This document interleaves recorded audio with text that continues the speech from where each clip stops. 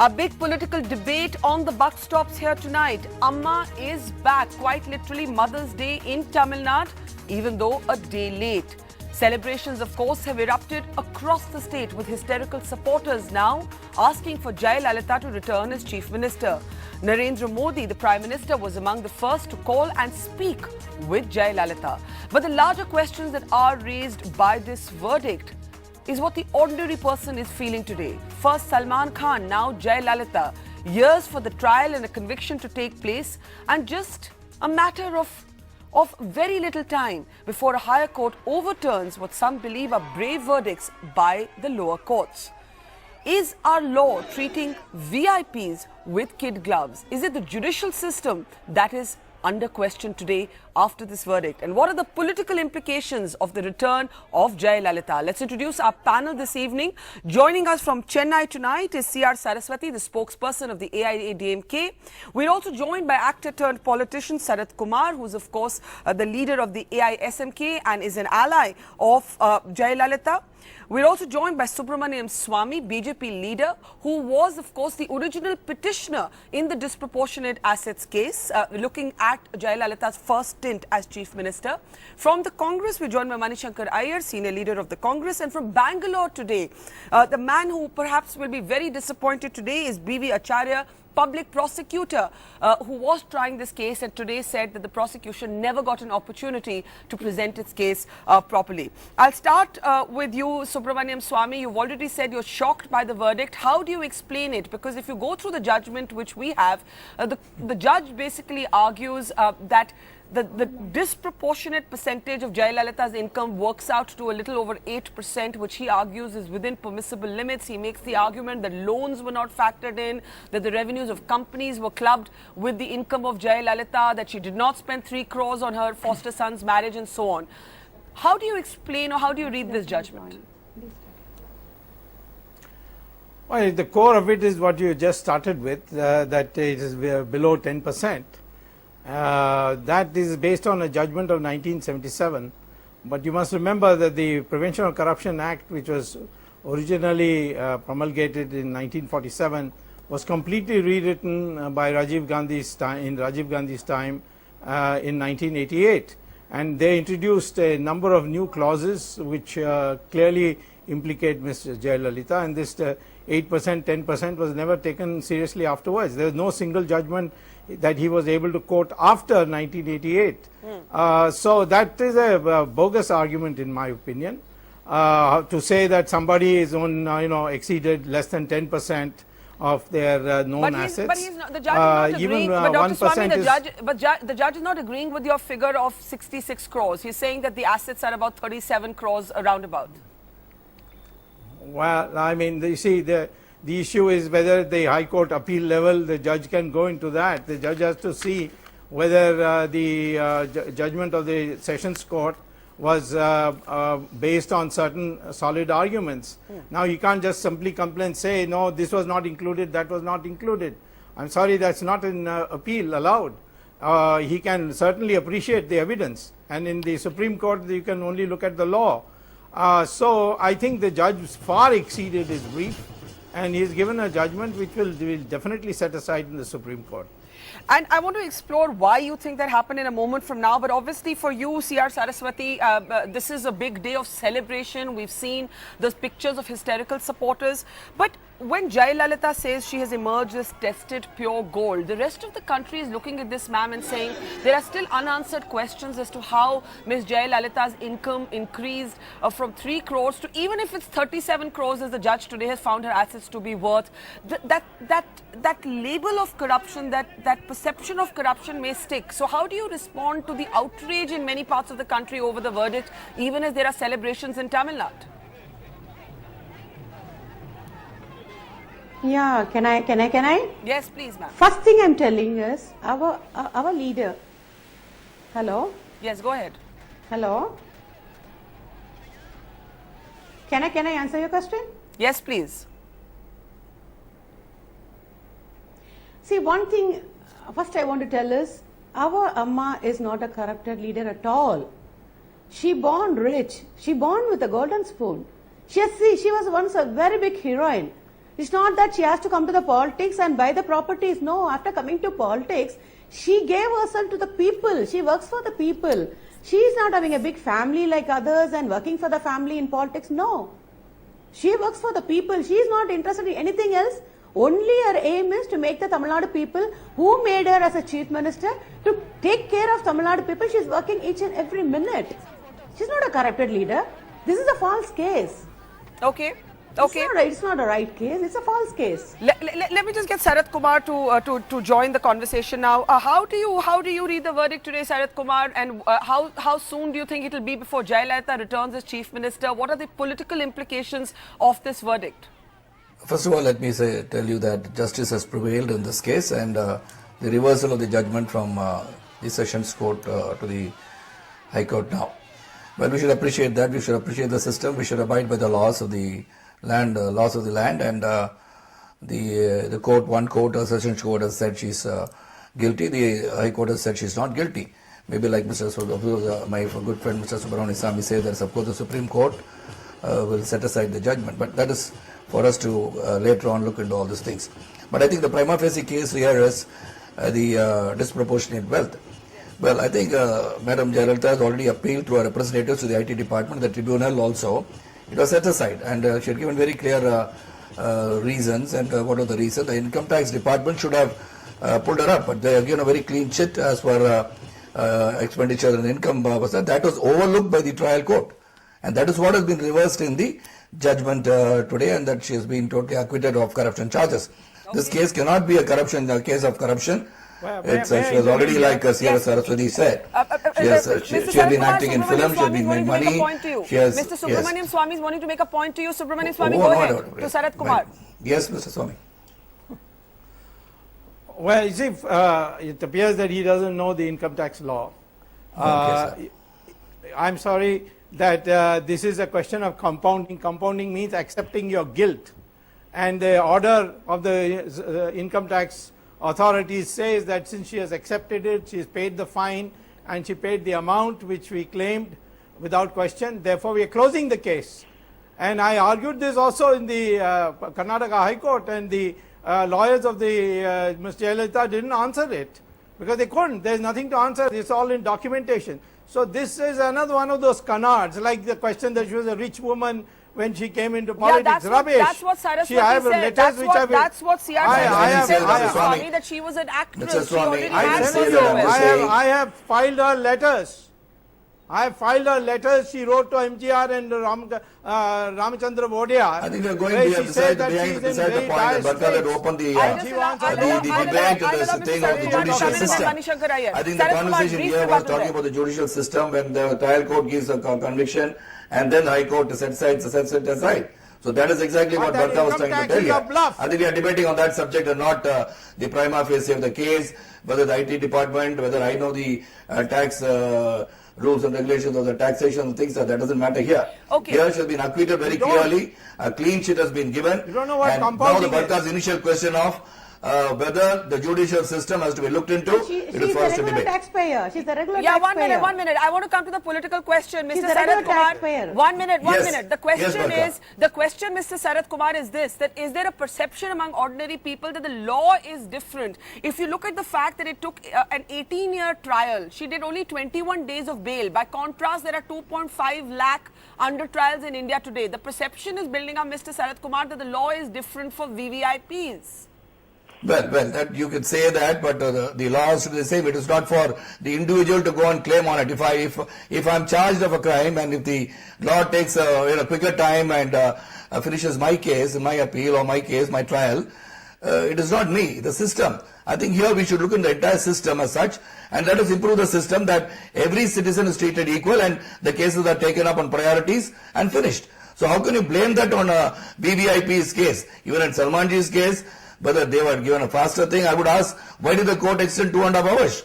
They could have finished the court time by 5 o'clock. It is not Salmanji who requested the court to extend the time to 7.5 hours, till 7:30. Yes. So I think we have to look into the entire system and tighten up our judicial system. I am nobody to talk about the judicial system of the country.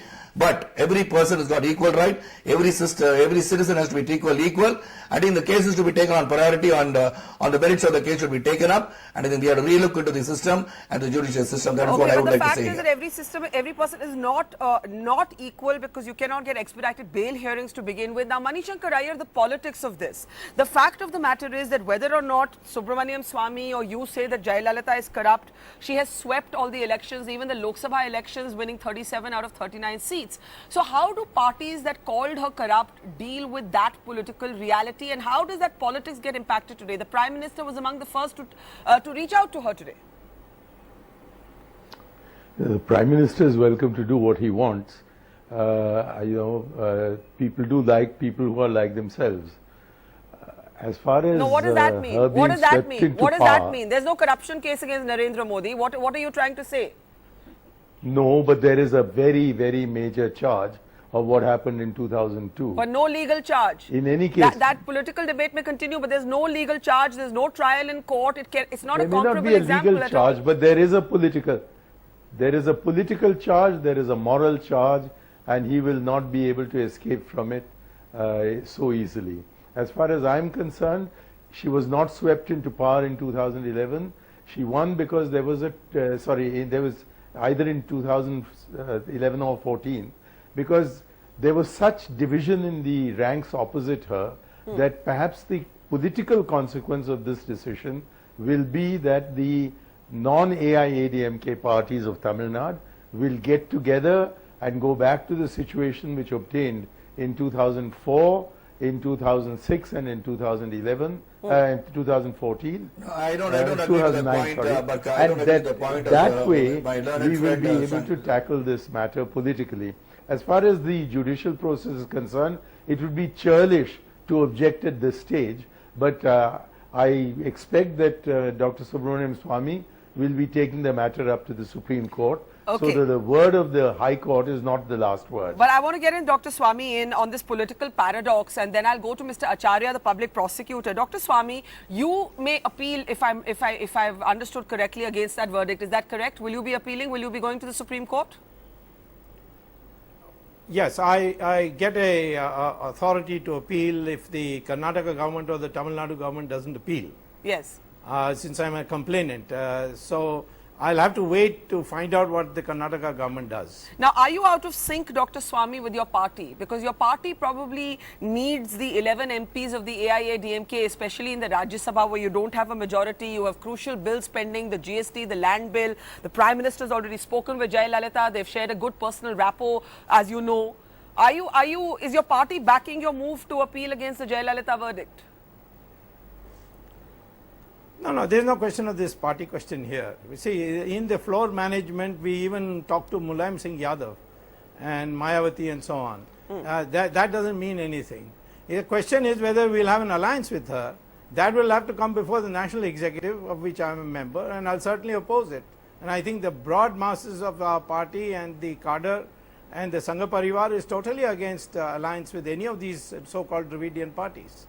Okay, I want to just get a comment from Mr. Acharya, the public prosecutor. Mr. Acharya, today you made a statement saying the prosecution did not get an opportunity to present its case properly. What did you mean by that, and how do you read the verdict? Why has the judge decided the way he has? You see, the point is, when the appeals were heard for more than 2 months, it is only the senior counsel for all the 4 accused who addressed arguments for 4 months, for 2 months. Yes. Thereafter, for 4 or 5 days, Mr. Bhavani Singh, the former public prosecutor, appointed by DVAC Tamil Nadu, Yes. he appears to have made some submissions, mainly reading out some depositions. And then he submitted a written submission. Okay. Thereafter, the case was reserved for judgment. Okay. In the meanwhile, appointment of Bhavani Singh as public prosecutor was the subject matter of writ petition. And though the High Court of Karnataka, both single judge and division bench held that he could be But Mr. Acharya, what is your larger point? What is your larger point? What is your larger point? You've seen the judgment. The judge says you clubbed company income with personal income. She did not spend 3 crores on her son's wedding. You didn't factor in loans. I mean, it's a very detailed judgment. So this is a technicality you're arguing on. Regarding the detailed, no, I am arguing on the technicality that we had no opportunity to explain. See, whatever be the reasons on which the court is going to reverse the order. Yes. I was appointed as public prosecutor only on 27th of April when the Supreme Court decided that the previous public prosecutor is not validly appointed. Okay. So then the Supreme Court said within 1 day Karnataka government should file written submission and Karnataka government will not have opportunity to orally argue the matter. Okay, understood your point. You're basically saying you were appointed so late, you were brought in as public prosecutor so late in the game, you did not have time to make those submissions. Now I want to go back to the politics. Let's go back to C.R. Saraswati. You heard what Dr. Swamy said, you heard what Manishankar Iyer said. Yeah. What will be your response in Parliament, or is it too early for that? What's the word you've got from your leader, Jayalalithaa? Can I ask one question to Mr. Manishankar Iyer, if you don't mind? Please. There is no rights Congress to talk about corruption, because the whole corruption, in the last 10 years DMK Congress period, the whole world knows what all the corruption happened. Like 2G scan, coal mine which was in former Prime Minister's department, so much of corruption there in Congress period. How can they ask? See, this is not a corrupted case at all. Everybody knows what happened, and Amma said, I will see this case in the court and I will win. She has won. The justice has won. That's all. There is no any beyond the justice, nothing has happened. Our Amma faced so many problems in her life, but she will fight and fight and fight, and again she will come up. She is like a phoenix bird. Only the opposition parties are making a big scenes and creating a big scenes and talking a lot of things, but nothing. See, people are with Amma. Definitely next election, Amma will be the chief minister again, and we pray God, even in future she may come to India rule also. Such a brave leader, she's a role model for everybody. You're saying she may become a national leader. You're saying, Saraswati ji, that she may become a national leader. Yeah, we pray God, we pray God. Okay. We pray God. Definitely now, it will happen. Okay, now Sarath Kumar, before I get Mani and Subramaniam Swamy to respond to that, you know, the posters that have come up in Tamil Nadu, people have immolated themselves. Jayalalithaa is talking about, having come out now like tested gold, pure as gold. I mean, isn't this a kind of sycophancy, a kind of mass hysteria? There are posters saying a mere man cannot pass a judgment on a goddess. You know, this is very odd for the rest of the country to understand this kind of hysteria. See, you are talking about sycophancy. Let us say the cadres of AIADMK and the people of Tamil Nadu who have got a lot of respect and a belief in the rule of AIADMK and Madam Jayalalithaa, I think they will go to any extent, like I would say as an actor or as an actor Salman Khan, anybody as an actor, they are looked into, they are looked towards to. I think in this case, you know, they admire her, they have been with her, they have been traveling with her, and when there's a judgment passed, they make remarks which, of course, against the judgment, when they say something, we of course say judicial, sub-judice matter, we shouldn't talk about the court's decision and things like that. That is euphoria and the jubilation that they are exhibiting. I think now what has happened right now, the reversal, and once again let me talk to our learned friend Manishankar Iyer, who said when Madam Jayalalithaa won the election again in 2000, after DMK's rule after 2001, yes, when she came back to power, he said it is because of the incompetency of the others. It is not the incompetence of the DMK or the Congress. It is once again she had, a clear mandate. She has won the elections. And again in the recent election in member of the parliament election, again she has come up with 37 seats.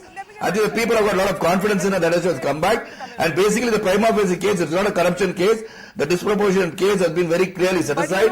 And my learned friend Mr. Swamy also. I respect him a lot. He has very clearly stated that it is not an IT case. The fine was paid. But they had very clearly, the tribunal has set aside that. And now the case, even the conspiracy does not work over here. And it's a very clear-cut case. And Acharya should have taken time to argue his as a public prosecutor. He should have taken time if he wanted to. Now that it is over, Now that he's acquitted of all the charges, let us talk about the system. Then why she was acquitted. Okay, Manishankar Iyer, you are hearing what the supporters of Jayalalithaa are saying. Who is the Congress to talk about corruption? You got booted out because of corruption. The fact of the matter is that neither the Congress, which is wiped out in Tamil Nadu, nor the BJP is able to make an effective political argument in Tamil Nadu against Jayalalithaa. Let the BJP do whatever it wants. Its position is even weaker than that of the Congress. The point is that Jayalalithaa has no monopoly over fight. We too know how to fight. And these are arguments which we will undertake in the political arena. The arithmetic of the elections in Tamil Nadu shows that if the non-AIADMK forces get together, they can defeat the AIADMK. So that is the solitary objective which we will have in the political arena. Meanwhile, I trust the Supreme Court will reverse what appears to me to be an extremely perverse judgment of the High Court. It's extraordinary that our judicial system works in this way. But the that's the way Congress's it alliance works. is always, and we have to live with it. when it suits them, they will have an alliance with somebody. When it suits them, they'll get out of the alliance. I don't think, all the persons who are opposed to AIADMK is going to, the forces are going to join together. Mr. Vijayakant says he wants to become the Chief Minister, and Stalin wants to become the Chief Minister. Anbumani Ramadas wants to become the Chief Minister, and every other person even the Tamil Sai Soundarajan wants to become a Chief Minister, Ilogan wants to become the Chief Minister, G.K. Vasan wants to become the Chief Minister. You might say all these forces are going to get together and fight Madam Jayalalithaa. That's a good point. That's a good point about the divided opposition. But Dr. Swami, Manishankar Iyer says the judgment is perverse. Is that an adjective that you would share? And in that case, aren't both of you casting an aspersion on the judge? I mean, that could land you in contempt of court. No, you don't understand contempt of court. Contempt of court, I have to say, he has taken money, or that he has done it because he has got a favor or something like that. No, I didn't but say to say a judgment is perverse, which I am talking about the judiciary system. Once again, let Dr. Swami make his point. Dr. Swami. All right. So it's not a contempt of court. It's he can use his English and I'll use mine. Mine is that it's a judgment which has no basis at all. And he's relied on one single judgment of 1977 to say that yes, she has disproportionate assets, but it's less than 10%. That's the core of his argument, which is ridiculous. It will be laughed out in Supreme Court, in my opinion. The issue, therefore, is that it's not the first time Jayalalithaa has won a case and there have been celebrations in the streets and then she lost the elections. Take, for instance, the Tansi case or the Jaya publication case. She was acquitted by the Supreme Court after having lost in the High Court and the Sessions Court. And a year later, there was elections in 2006 and she lost it. Yeah. So I don't think that the people of Tamil Nadu are going to be influenced just by a court decision. They will have to see what the ground level corruption is, which is enormous. Okay, I just want either Saraswati or Sarath Kumar to answer one question. In the public imagination, questions will still be asked about the 10,000 saris and the 750 shoes and the 28 kilos of gold. So, Saraswati ji, how will you address that? Or Sarath Kumar, which one of you is answering? Okay, Sarath Kumar. Okay, Saraswati. I am also an actress. Yeah. First, I am also an actress. Mr. Sharath Sir also is a hero. Yes. When we go for shootings, all the producers buy clothes for us. I'd say one thing, ordinary family ladies, if you go and see in a house, they're having hundreds of saris and hundreds of chappals. Do you think you want to count this all in this? And being such a big leader, such a big heroine, what is this? Silly questions. Having saris in a house, having slippers in a house. But 10,000 you know what the gold rate when Amma was a heroine? 10,000 saris. 10,000 saris.